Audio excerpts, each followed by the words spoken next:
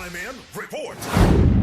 Gi-Endorso ni kanhi Presidente Rodrigo Duterte si dismiss Mandawi City Mayor Jonas Cortes alang sa iyang pagbalik pagkamayor sa May 2025 election. Kini ang ikaduhang higayon nga mipakita og suporta si Duterte kang Cortes human siyang pag-endorso kaniadtong 2019.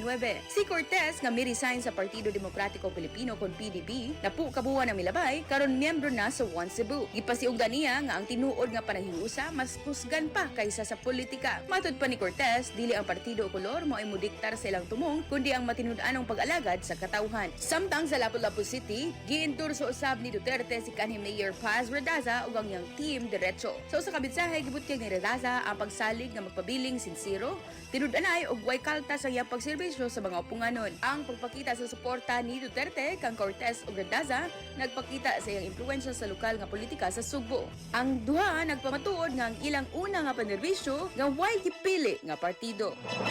Alang sa IFM Balita sa buntag, kini si Idol Aiko. Di kapugngan sa paghatod sa nag-una ug labas nga mga balita. Tatak RMN, tatak IFM Balita.